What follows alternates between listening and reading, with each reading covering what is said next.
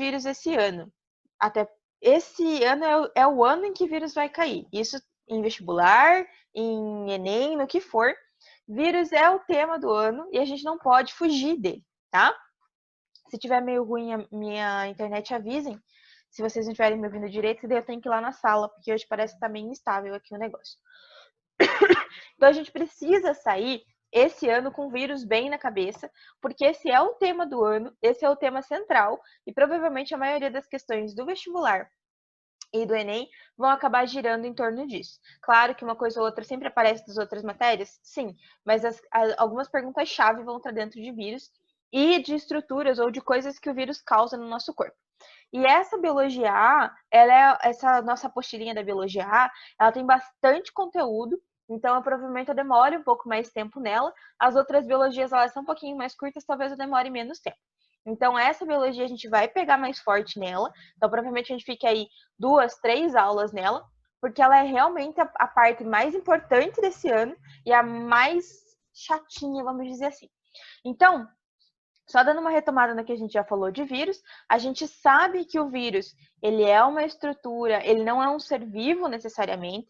Tem gente que defende ele como sendo um ser vivo ou uma estrutura viva. E tem gente que defende que ele não é uma estrutura viva. Esse consenso aqui, se ele é vivo ou se ele não é, ainda não se existe. Quem diz que ele não é vivo, usa os seguintes critérios. Ele não possui uma célula, então ele não tem nenhuma estrutura que faça com que ele seja um ser capaz de sobreviver por si mesmo. Então ele não possui célula. Ele não tem, por não possuir célula, ele não tem um metabolismo próprio, então ele não consegue nem adquirir energia, nem se reproduzir sozinho, ele precisa estar dentro de uma célula para isso. Se ele precisa estar dentro de uma célula para isso, ele é um parasita intracelular obrigatório. Por que intracelular? Porque ele está dentro do citoplasma, ele está dentro da célula obrigatoriamente. Existem parasitas, as bactérias, que ficam fora da célula, no meio intercelular, entre células. Só que quando a gente fala de vírus, ele precisa estar dentro da célula, ele precisa estar intracelular. Quem diz que ele é vivo, ou seja, defende que essa estrutura é uma estrutura viva, diz que ele consegue se reproduzir. Independente se ele está dentro da célula ou não, ele se reproduz. Ele usa aparatos, mesmo que não sejam dele, para se reproduzir. Então, ele não precisa da reprodução celular especificamente para que ele consiga fazer esse processo de reprodução. Então, esse é uma das defesas de que ele pode ser um ser vivo ou pode ser considerado um ser vivo. Ele consegue se reproduzir independente da reprodução celular. Ele altera mecanismos metabólicos da célula hospedeira, ou seja, ele consegue controlar ações da célula hospedeira. Ele consegue deixar descendentes, e esses descendentes apresentam características dos seus ancestrais. Então, ele tem a característica, ele consegue deixar a herdabilidade, ele consegue deixar as características sejam passadas nas próximas gerações virais, e ele sofre mutação.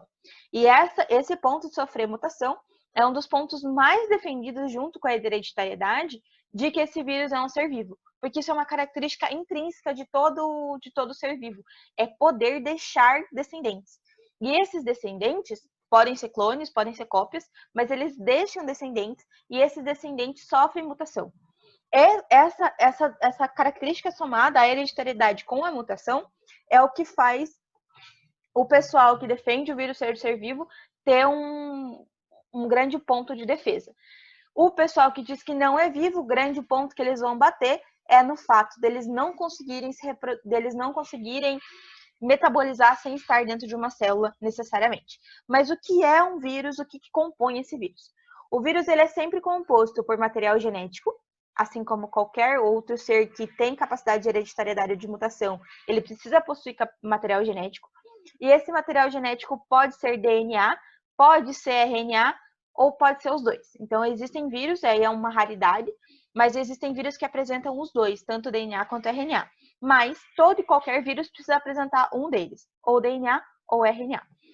E em volta desse DNA e desse RNA, existe uma estrutura que a gente chama de capsídeo. E esse capsídeo é sempre proteico. Então, o DNA ou RNA igual ao nosso, ATCG, ele também é composto por adenina, timina, guanina e citosina. Se for RNA, ele também é composto por adenina, uracila, guanina e citosina. Então, ela tem a mesma característica química do nosso DNA e do nosso RNA. Esse capsídeo é um capsídeo proteico, sempre, em todas as ocasiões, e essas duas estruturas são obrigatórias no vírus. Ele precisa ter RNA ou DNA, precisa ter material genético, e precisa ter capsídeo. O envelope viral, ele não é obrigatório, não são todos os vírus que apresentam esse envelope viral. O envelope, ele é uma estrutura que ele rouba da célula hospedeira. Então, é uma estrutura que ele traz da célula que ele está, ou que ele leva da célula que ele está saindo. E nessa estrutura do envelope viral, essa camada que está aqui em volta, além do capsídeo, é normalmente composta de gordura, de lipídio. Então, ela tem... Tá aqui quase quebrando meu computador. Vocês estão me ouvindo? Qual foi a última coisa que eu parei? Qual foi a última coisa que vocês ouviram? Para eu poder voltar aqui. Vocês estão me ouvindo bem agora? Tá travando? Ou tá tudo bem? Deixa eu vir aqui. Compartilhar minha tela. Compartilhar. Tá.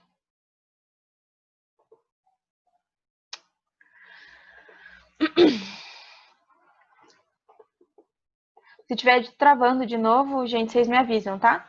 E antes de cair. Eu não sei o que aconteceu aqui. Mas vamos lá. Do slide atual. Só dando daquela retomada. Eu acho que parou com as estruturas do vírus, né? Então, esse vírus, ele é composto, a estrutura dele básica, necessária, é material genético, DNA ou RNA. Então, esse DNA e RNA, ele é composto, ele é estruturalmente, quimicamente igual ao nosso. Se é RNA, ele é única fita, ele é composto de adenina, uracila, guanina e citosina, igual ao nosso RNA. E quando é de DNA, esse DNA é dupla fita, sendo dupla fita, ele tem adenina, timina, guanina e citosina. Então, em termos químicos e estruturais, o material genético do vírus também é igual ao nosso. E isso é muito importante quando você está falando de hereditariedade e de mutação. Então, essa capacidade, essa estrutura do DNA e do RNA viral trazem para o vírus uma capacidade de hereditariedade e de mutação. Esse material genético aqui é sempre envolto por um capsídeo. Não sei se essa parte vocês chegaram a ouvir, isso caiu antes. Esse capsídeo é sempre proteico, ele é sempre uma estrutura proteica e ele vem das informações genéticas que estão no material genético. Então, basicamente, o vírus, ele aqui dentro desse material genético tem as informações para formar o capsídeo. Basicamente é só isso. É a capacidade de produzir proteínas do capsídeo viral. Alguns vírus, não são todos, apresentam um envelope viral. Esses vírus que apresentam um envelope viral, eles têm uma capacidade de entrada nas células hospedeiras muito boa, muito rápida, porém eles não têm uma vida útil muito grande fora da célula, tá? Isso na grande maioria. A gente já vai falar do coronavírus, que ele, apesar de apresentar o envelope viral, dependendo da estrutura, ele consegue ter uma vida aí relativamente grande. Mas, quando a gente está falando de vírus, o envelope não é obrigatório, não são todos os vírus que apresentam envelope viral, mas aqueles que apresentam, esse envelope tem a mesma composição da membrana plasmática da célula hospedeira, porque ele rouba uma parte da membrana plasmática da célula hospedeira. Então, ele leva junto com ele essa membrana. E quando ele leva com ele essa membrana, normalmente, dentro desse material genético, também existem as informações para produzir essas glicoproteínas. Glicoproteínas são proteínas que as nossas células apresentam, uma família de proteínas que as nossas células apresentam, que elas servem de reconhecimento celular. Então, normalmente, quando o vírus apresenta envelope viral, ele apresenta uma glicoproteína por consequência, porque ele precisa que a célula que ele vai parasitar reconheça e ajude ele a entrar.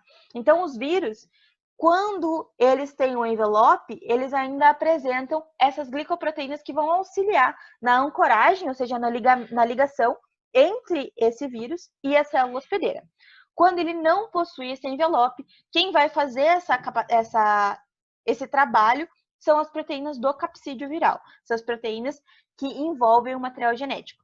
Então, o que é obrigatório em todo e qualquer vírus? Material genético e proteínas do capsídeo.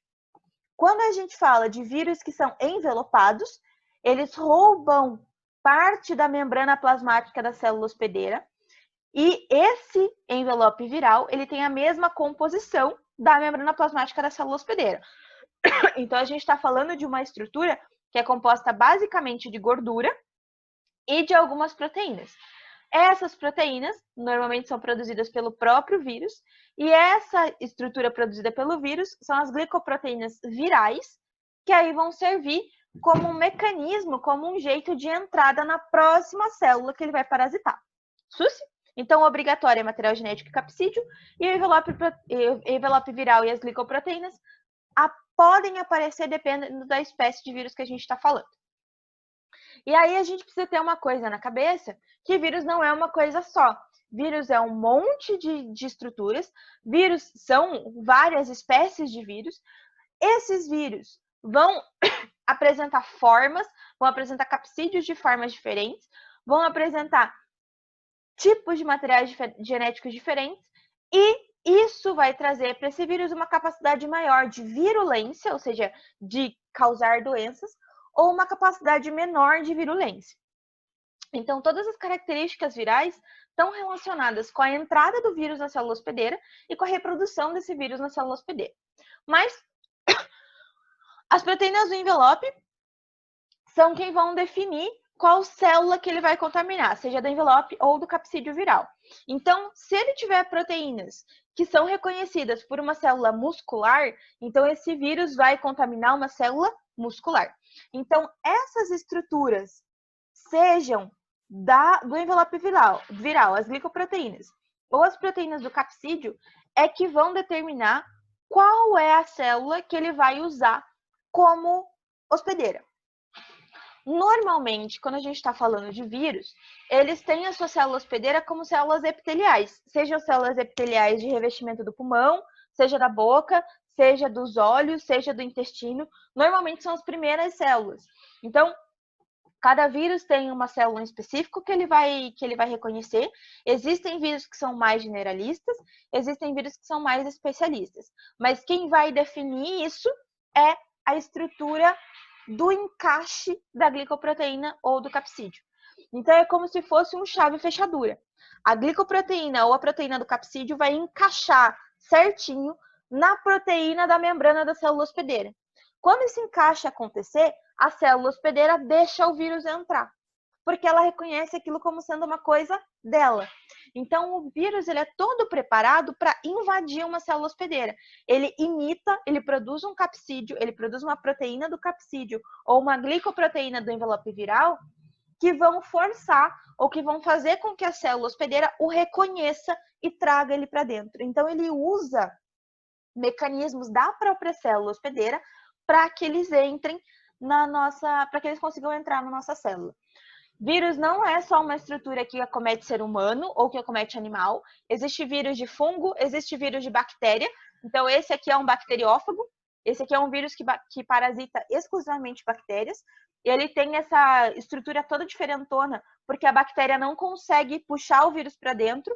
Ele tem que, obrigatoriamente, se empurrar para dentro da célula. Então, ele tem como se fosse uma furadeira na sua estrutura, no seu capsídeo, e essa furadeira é quem vai abrir a membrana da célula da bactéria e fazer com que o vírus entre lá dentro.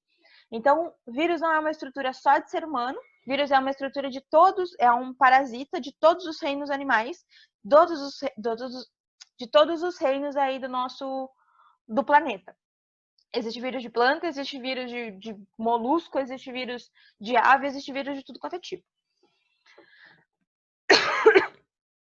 Quando a gente fala de outros organismos que não seres humanos, eles normalmente, como nos seres humanos, eles parasitam normalmente células epiteliais, Nos outros organismos, eles parasitam células de revestimento. Então, é muito comum a gente ver fungo, a gente ver vírus de folha, vírus de casca da árvore, vírus de estruturas da raiz, mas dentro do tronco, lá dentro das estruturas internas do tronco, já é um pouco mais difícil da gente encontrar.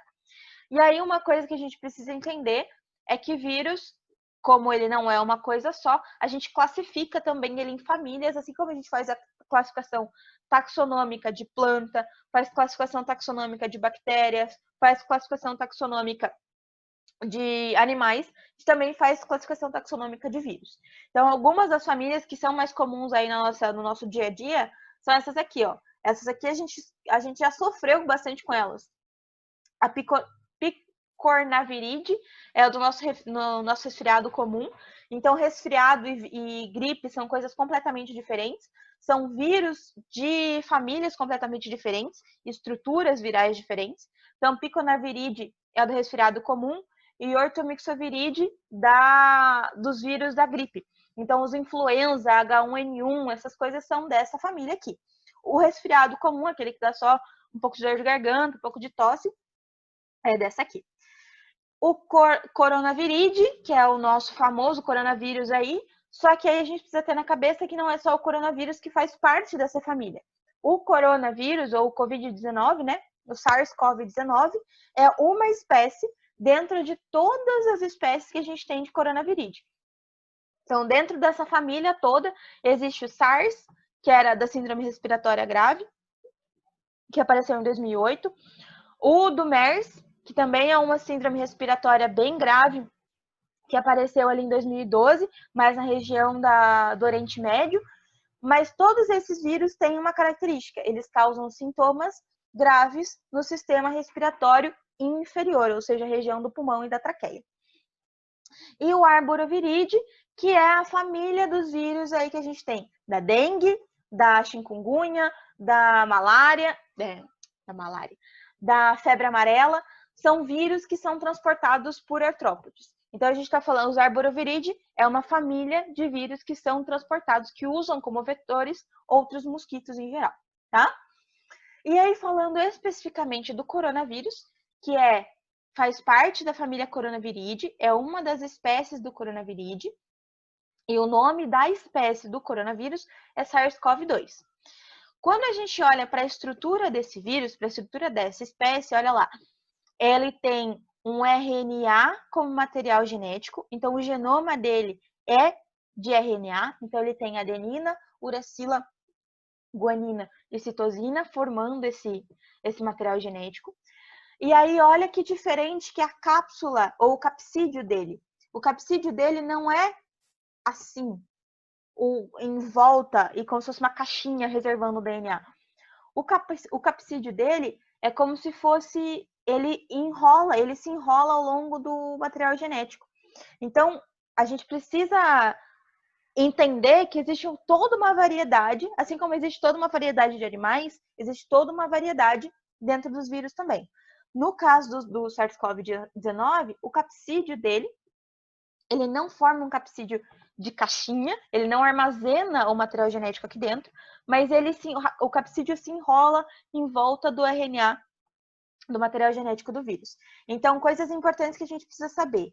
O coronavírus é um vírus do tipo RNA. Isso aqui eu preciso que vocês fiquem na cabeça, que eu já vou classificar eles com vocês.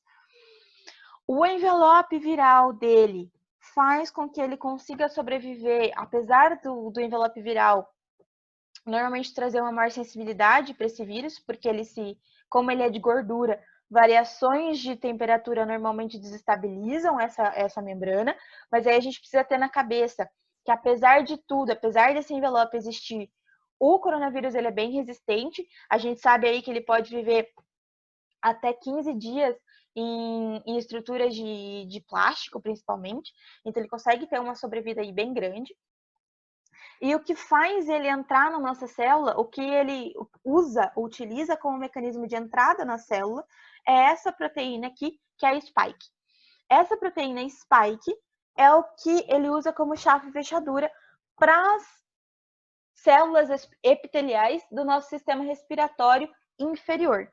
Então, como todos os vírus da família coronaviridae, eles afetam principalmente, não que eles não afetem as vias superiores, mas eles afetam principalmente as vias inferiores. Por isso que ele vai ter um grande acesso ao pulmão. Ele tem uma entrada específica que é dada por essa proteína spike, a spike, que é nas nossas células pulmonares. Então, ele vai afetar principalmente os alvéolos pulmonares. E a presença desse vírus ali, e é isso que a gente precisa diferenciar na nossa cabeça, que é a diferença entre patógeno, que é o causador da doença, a doença em si e os sintomas daquela doença. Por que a gente precisa fazer essa diferença? Porque esse é um das minhas grandes apostas esse ano, que é a gente conseguir separar o porquê que cada pessoa tem uma reação completamente diferente ao mesmo vírus. Por que pessoas têm uma sensibilidade tão alta ao coronavírus ou a qualquer outro vírus, né? E por que outras pessoas não? Vamos tentar entender isso rapidinho. O patógeno é quem causa aquela doença. Então, quem está fazendo com que a doença exista? Seja um vírus, seja uma bactéria, seja um protozoário ou seja um verme. É quem está causando a doença. A doença é a alteração do seu estado de saúde. Então, independente se aquela doença foi causada por um patógeno ou não, a alteração do seu estado de saúde é chamada doença. Se essa doença é causada por um patógeno, ela é uma doença patogênica. Se ela é uma doença causada pela genética, ela é uma doença genética. Se ela é uma doença causada por algum acidente, cada uma das alterações no seu estado de saúde são chamadas de doenças. Pode ser uma alteração pequena ou pode ter uma alteração grande, mas se eu tiver alteração no meu estado de saúde, eu chamo de doença. Então, o patógeno que causa a COVID-19 é o SARS-CoV-2. Tudo bem? Então, a espécie, o vírus que causa a COVID-19 é o SARS-CoV-2, sendo a doença a alteração do estado de saúde chamada de COVID-19. Tudo bem? E os sintomas não tem nada a ver com a doença e não tem nada a ver exatamente com o vírus. O sintoma, são as consequências que o meu corpo apresenta na presença daquele vírus. Só que qual que é o detalhe? Se essa é uma reação do meu corpo, essa reação do meu corpo vai depender de quem? Da fisiologia ou das estruturas que o meu corpo apresenta. Então, por que algumas pessoas têm uma sensibilidade tão alta ao coronavírus? Porque existem reações que o corpo dela faz frente a um patógeno. Então, quando a pessoa entra em contato com o SARS-CoV-2 e desenvolve a COVID-19, ela pode ter um efeito maior ou menor de acordo com a reação que o corpo dela fez. Essa reação, e aí vamos lá, para todas as doenças normalmente que são causadas por patógenos microscópicos, elas vão gerar febre. Porque febre é o primeiro mecanismo do meu corpo de acabar com a reprodução de um vírus ou de algum outro patógeno. Então, a reação que o meu corpo tem, e isso normalmente é uma reação geral, é a febre. A febre, ela não é um problema ou é um sintoma de COVID-19. Ela é um sintoma de COVID-19, de influenza, de H1N1, de resfriado. Por quê? Porque a presença de um vírus faz com que o meu vírus, bactéria, protozoário, faz com que o meu corpo aumente a temperatura para que esse aumento de temperatura tente desestabilizar esse patógeno. Então, os sintomas são coisas que o meu corpo desenvolve frente à ação de um patógeno. Por que o pulmão das pessoas enche de água quando a gente está falando de COVID-19? Ou tem um dos sintomas da COVID, que é o que mais causa aí os problemas respiratórios, é a pneumonia. E aí, vejam bem essa diferença. A pneumonia, ela é um sintoma, ela não é uma doença.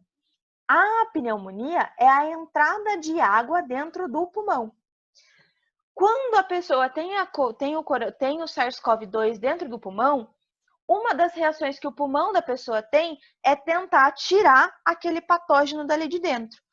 Só que nessa tentativa de tirar, ela enche esse pulmão de água. E esse encher de água que tem causado os maiores problemas que a gente vê aí frente ao coronavírus. Então, o patógeno é o vírus. A doença é a alteração causada por esse vírus. Então, por isso que a gente chama de Covid-19 a doença. Mas a doença não é causada pelo Covid-19. A doença é causada pelo SARS-CoV-2. A doença é a Covid e o patógeno é o SARS-CoV-2. E os sintomas vão variar de pessoa para pessoa, porque cada pessoa vai apresentar, cada corpo apresenta uma reação frente àquele patógeno. Se aquele corpo apresentar uma reação muito elevada, a pessoa normalmente apresenta problemas maiores na presença daquele coronavírus e precisa ser entubada, precisa de um acompanhamento mais sério aí de médico. Susto, pessoal? Tranquilo? Então, diferenciar isso talvez seja um dos grandes detalhes desse ano. E aí eu vou dizer, tanto frente ao que a gente está vivendo, quanto frente às questões do vestibular. Porque isso é uma certeza quase absoluta que vai cair. Então, quando a gente olha para a reprodução viral, é a reprodução, a presença daquele vírus ali que vai causar aquela doença. E aí o vírus, a maioria dos vírus aí, apresentam ou a somatória desses dois ciclos, ou um ou outro. O que acontece aqui? O vírus ele tem dois mecanismos de reprodução. Ele pode seguir a reprodução celular, que a gente chama de ciclo lisogênico, ou ele pode utilizar as estruturas celulares para fazer a sua reprodução, que a gente chama de ciclo lítico. Então, o vírus pode fazer dois tipos de reprodução.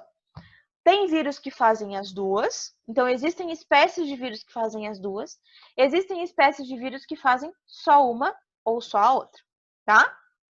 Então, cada vírus apresenta um tipo de reprodução. O que vai acontecer aqui? O ciclo lisogênico, no ciclo lisogênico, o vírus entra dentro do DNA da célula, o vírus infecta, né, contamina a célula, entra dentro da célula, e ao invés de se reproduzir sozinho, ele espera com que a própria célula faça essa divisão.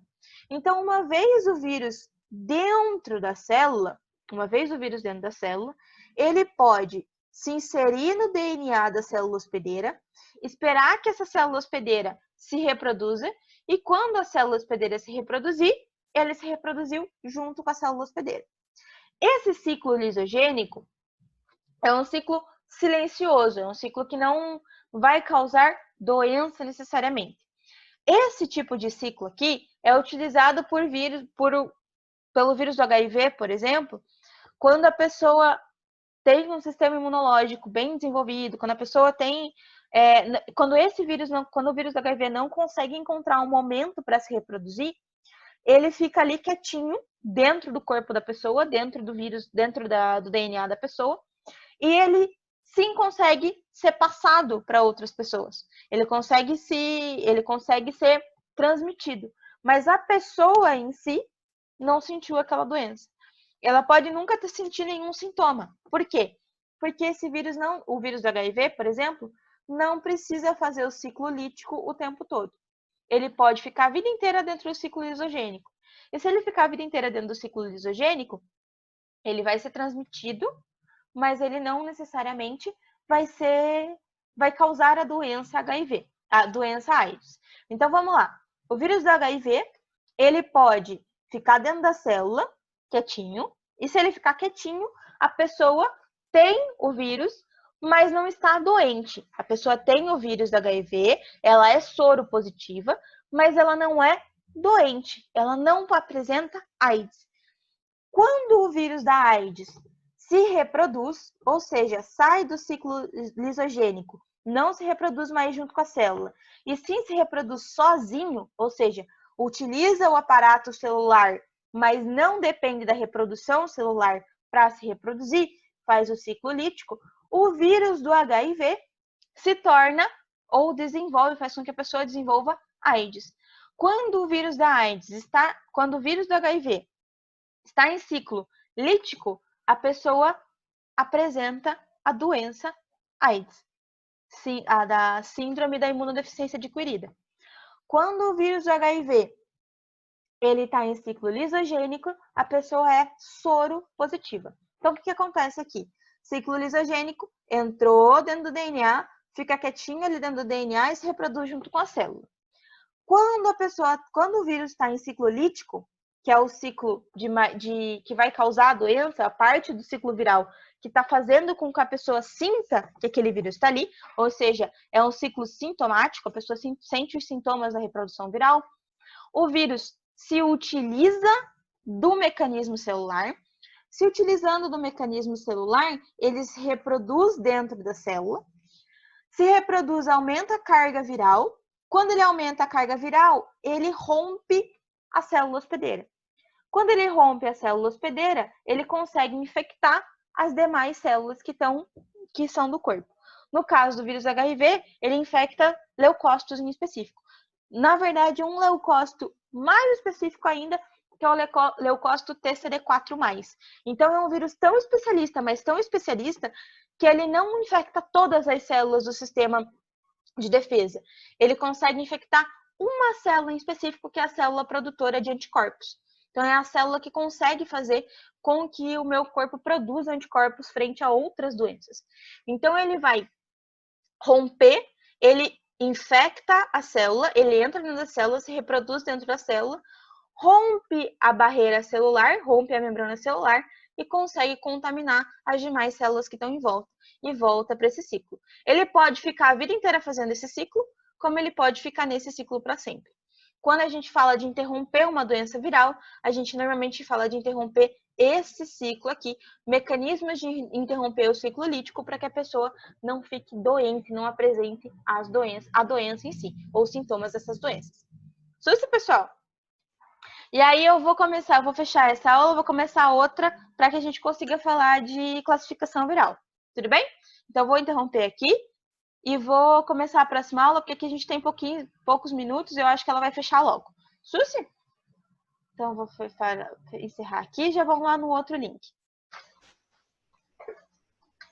Quando a gente fala desse ciclo aqui, esse ciclo entrada na célula fica ali quietinho ou ele se reproduz e acaba gerando a doença. Só que aí tem um pequeno detalhe. Como que esse vírus faz para entrar dentro do DNA ou utilizar o aparato celular para conseguir se reproduzir? E aí, para entender isso, a gente precisa entender a classificação viral. Então, retomando lá, a gente tem vírus que são adenovírus, ou seja, o material genético é de DNA, então adenovírus é quando o material genético é de DNA. E o retrovírus é quando o material genético é de RNA. Então, dando aquela recapituladinha básica nas estruturas, quando a gente fala de DNA, a gente está falando de uma estrutura dupla fita.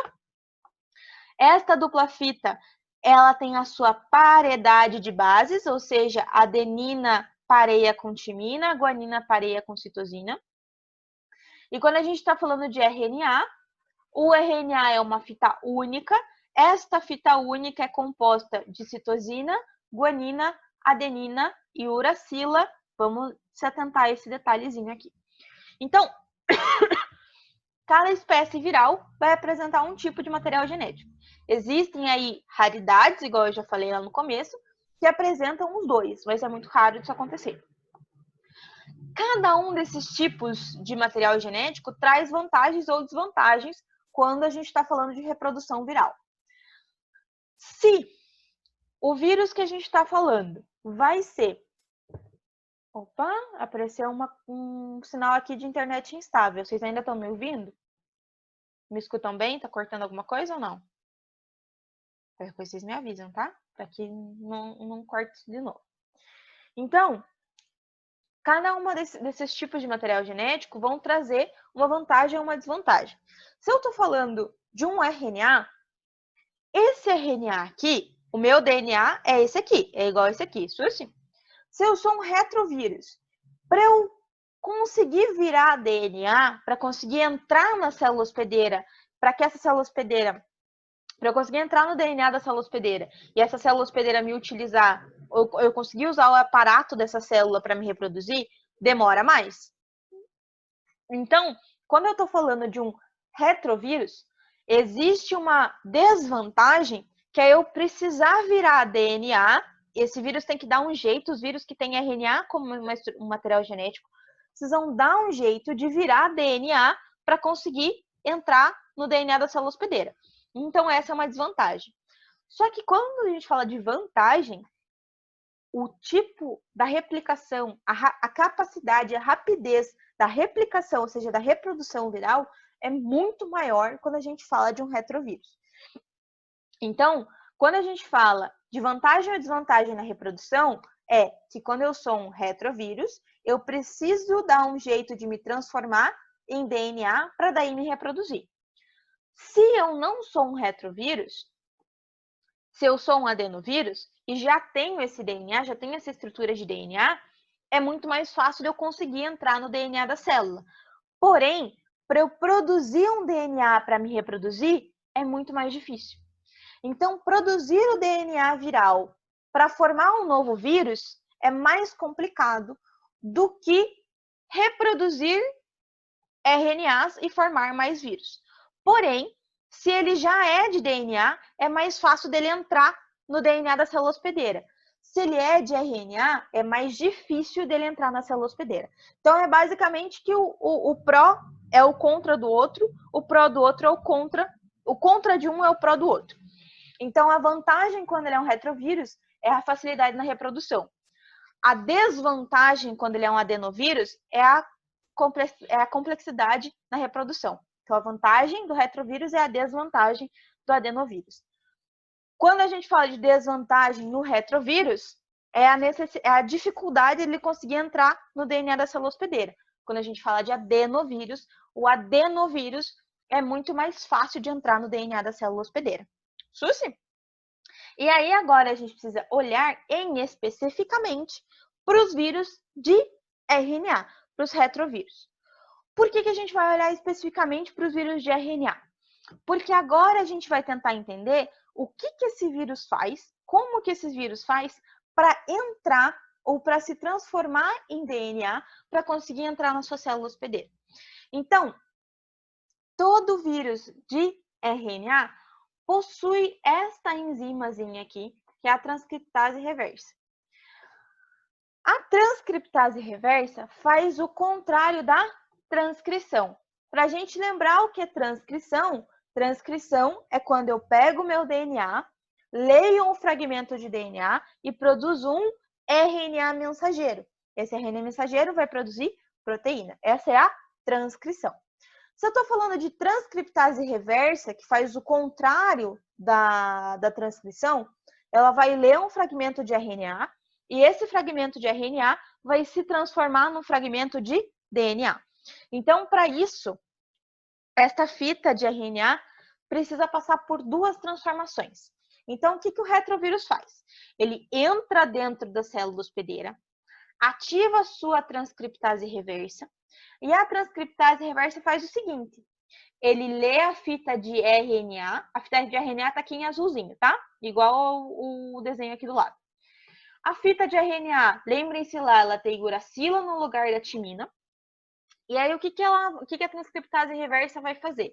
Essa partezinha aqui, vocês não precisam decorar detalhe por detalhe, tá? E esse tipo de coisa não é tão necessário a nível de vestibular, é só para vocês entenderem como é que funciona. Então, ele vai pegar esta fita de RNA viral. Com essa fita de RNA viral, usando a transcriptase reversa, o vírus forma uma fita de DNA. Então, ele usa a fita de RNA para formar uma fita de DNA. Susi?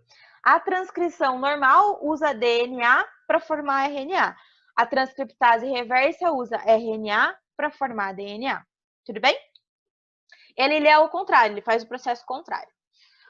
Uma vez lido esse RNA viral e produzido uma fita de DNA simples, a própria transcriptase reversa consegue ler essa fita de DNA. Então, eu reescrevi essa fita de DNA aqui embaixo. ele lê essa fita de DNA única, produzida a partir do RNA viral, e forma a segunda fita de DNA. No momento em que ele formou essa segunda fita de DNA, agora esse DNA é igual ao da célula hospedeira.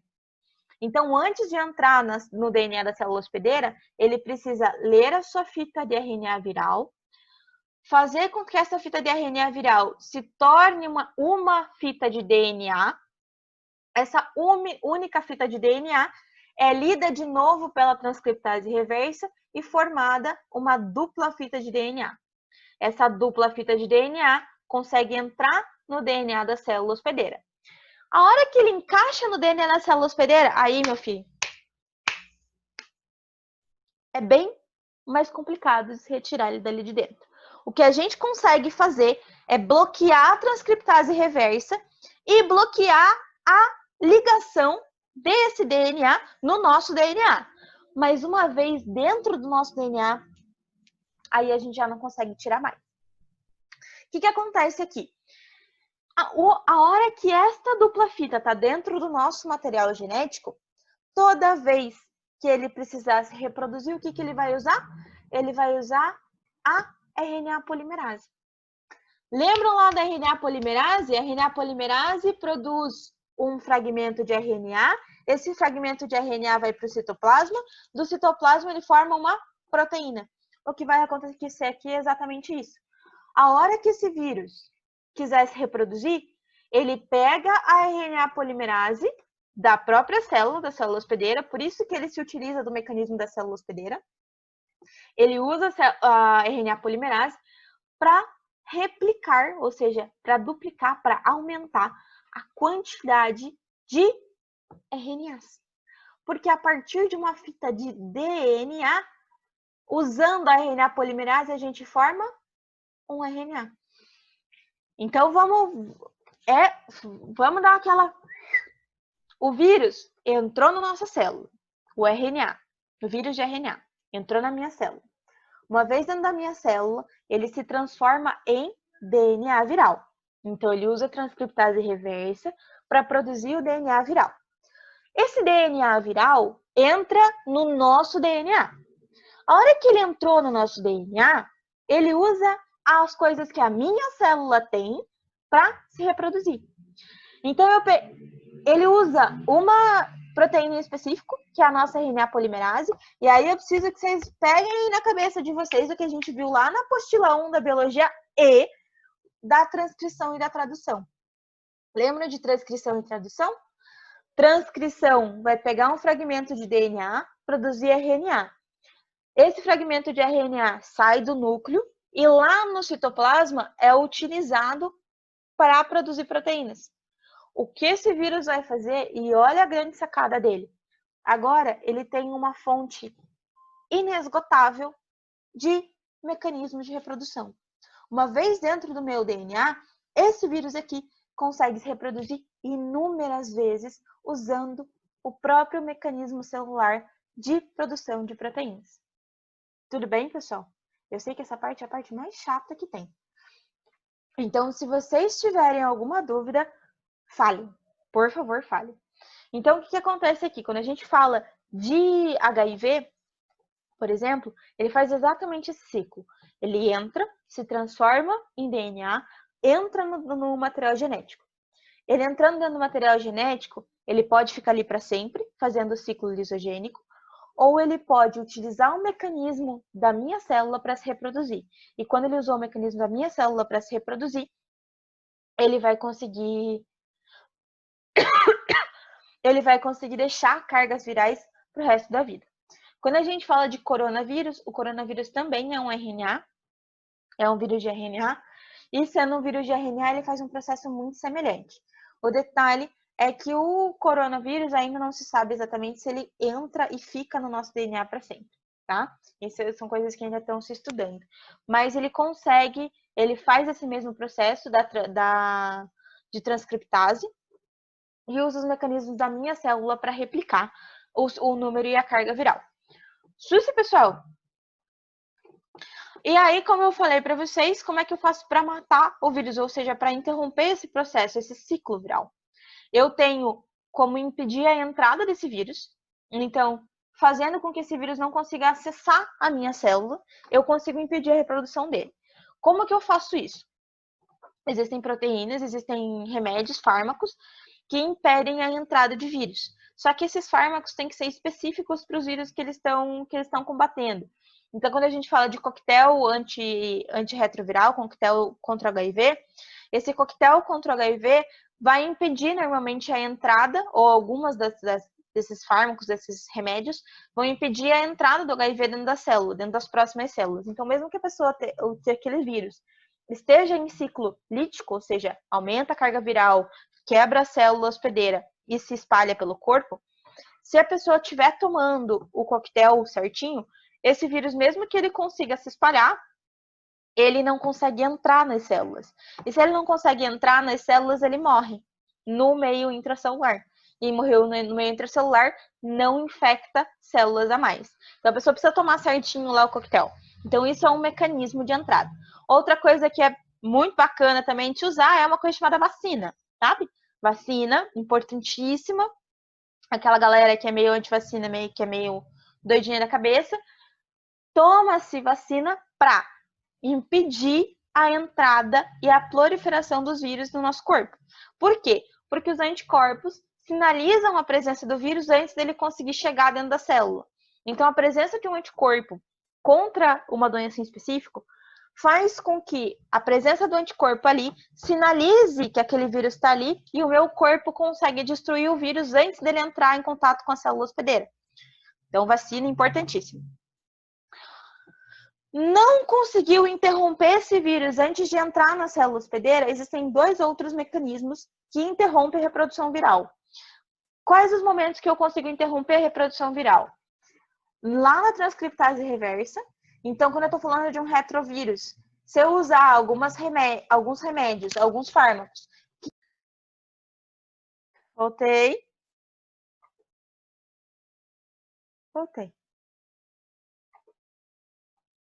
Deixa eu ver aqui.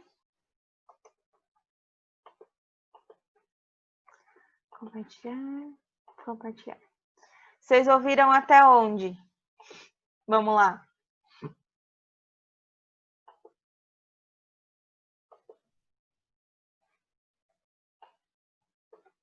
Vocês conseguiram ouvir até eu falar da transcriptase reversa? Ou parou de transmitir a hora que eu parei aqui? Que eu tava falando da não entrada do vírus. Não sei, professora. Faço ideia. Então, o que acontece aqui? A gente tem 3 mecanismos, como eu estava falando, de impedir a entrada do vírus na nossa célula. Eu posso, de impedir a reprodução viral, né? Impedir que esse vírus consiga se reproduzir. Um dos jeitos é impedir com que esse vírus entre. Então, se usam remédios que bloqueiam a entrada do vírus na célula. Isso é um mecanismo. Outro mecanismo é a famigerada vacina, que faz com que o meu corpo produza anticorpos, e esses anticorpos sinalizam a presença daquele patógeno, daquela estrutura, antes que ela consiga se reproduzir, antes que ele consiga entrar na célula. Então, 2 coisas que são muito eficazes são drogas bloqueadoras, ou uma coisa que está estudando muito para o coronavírus são proteínas bloqueadoras de entrada. Então, se usam compostos que bloqueiam a entrada. É como se colocasse. Sabe aqueles adolescentes encapetados que colocavam chicletes no trinco da porta da sala de aula para não entrar mais? É mais ou menos isso, é mais ou menos assim que a proteína vai funcionar. A proteína é como se fosse um chiclete. Essas proteínas que impedem a entrada é como se fossem um chicletes na chave, no trinco da porta, onde o vírus vai se encaixar. A hora que eu vi que essa proteína bloqueia a entrada do vírus, bloqueou a entrada do vírus, o vírus não consegue se reproduzir dentro da célula. Então, esse é um ponto bem positivo. Tem se estudado muito algumas proteínas para impedir a entrada do coronavírus no corpo. Essas drogas aqui são muito utilizadas, aí a gente fala dos compostos do PrEP, que são os remédios de prevenção contra o HIV. Um dos remédios do coquetel faz com que se impeça esse encaixe também. Então, ele entra no lugar do encaixe do vírus e bloqueia que o vírus encaixe. Se ele bloqueia que o vírus encaixe, o vírus não consegue entrar no corpo. E a vacina impede até antes dele chegar na célula. Então, ele mata, ajuda, produz anticorpos que ajudam a matar o vírus antes dele entrar, antes de chegar perto da própria célula. Outra coisa que vai ajudar muito, ou drogas que ajudam no impedimento da reprodução viral, é alguns fármacos que conseguem entrar na célula, alguns remédios que conseguem entrar na célula, e entrando na célula eles bloqueiam a transcriptase reversa. Esse aqui é muito importante quando a gente está falando de um retrovírus. Quando a gente está falando desse retrovírus, se eu bloqueio a ação da transcriptase reversa, se eu bloqueio a transformação dele de RNA para DNA, esse vírus não consegue se reproduzir mais. Porque ele precisa que esse processo aconteça para que ele consiga se reproduzir. Se eu conseguir bloquear esse processo, ele não se reproduz mais. Então, eu tenho remédios que impedem a transcriptase reversa.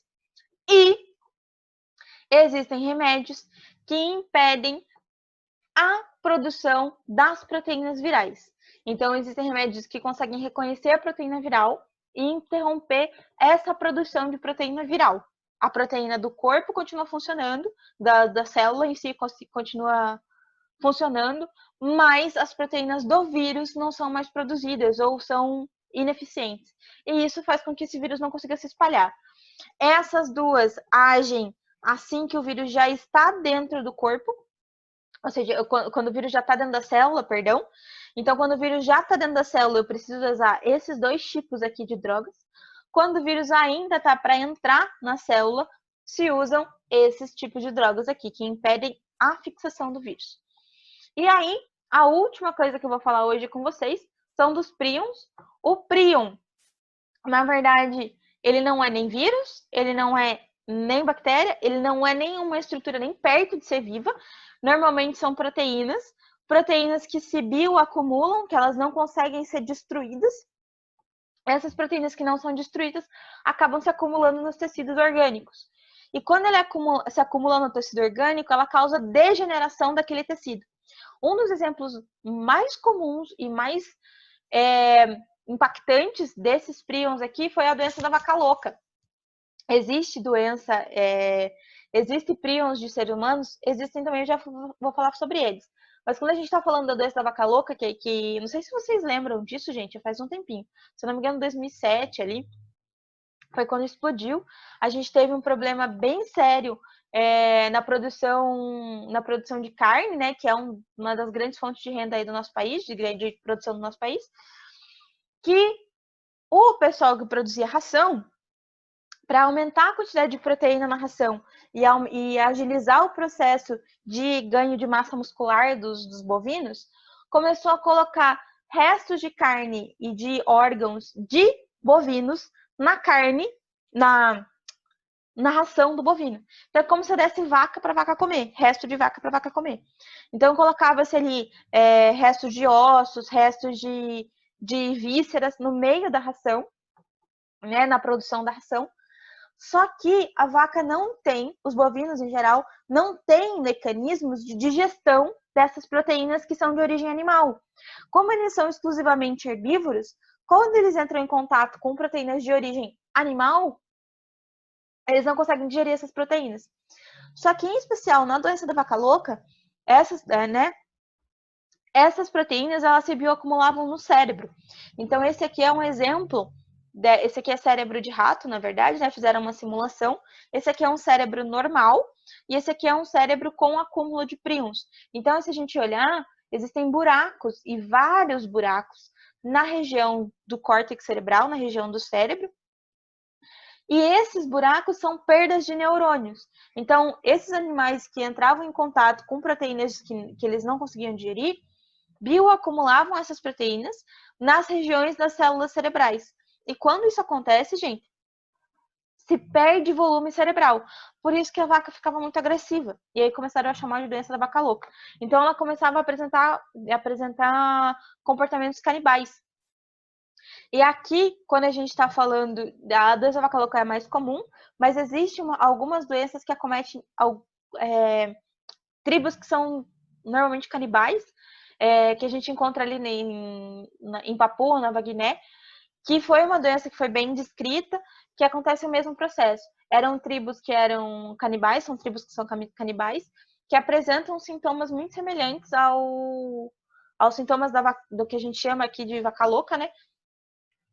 Que é perda do volume cerebral, porque essas proteínas que ele não consegue digerir, ele bioacumula. Essa proteína pode ser da alimentação, que é o que é mais comum, mas já se encontrou origens dessas doenças em transplantes de órgãos. Então, quando se transplanta um órgão de uma pessoa para outra, pode isso acontecer. Contaminação de material cirúrgico. Então, quando o material cirúrgico não é bem esterilizado, se tem essa transmissão de proteínas de um lugar para outro. E aí tem que lembrar que a gente não está falando de um ser vivo que vai morrer nos processos naturais que a gente faz, nos processos de esterilização natural. Tem que fazer outros, quando a gente fala de material cirúrgico, existem vários outros processos, várias outras etapas de esterilização que são importantes para que essas proteínas também sejam destruídas. E o que é mais raro ainda é nos transplantes nas transfusões sanguíneas se carregar fragmentos proteicos de um lado para outro. É claro que aqui normalmente a gente está falando de várias vezes que isso aconteceu, principalmente quando a gente fala de alimentação.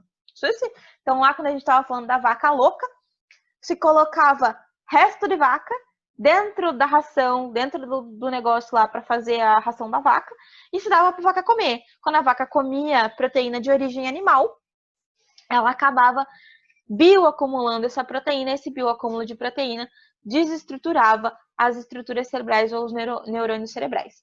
Na próxima aula a gente fala de células eucariontes e procariontes. Essa parte aqui é um pouquinho mais rápida, antes da gente falar da aula 2 lá da apostila, tá? Essa biologia A, ela é realmente mais chatinha, principalmente essa apostila, porque ela tem muito detalhe e esse ano é o ano dela. Susi? Então por isso que eu vou bater um pouquinho mais nesse conteúdo. Pessoal, qualquer coisa vocês já sabem, vocês podem entrar em contato comigo sempre que precisarem. Eu tô feliz que hoje tem até apareceu bastante gente. Boa sorte aí pra vocês, bom tempinho aí antes da próxima aula de história. Beijão!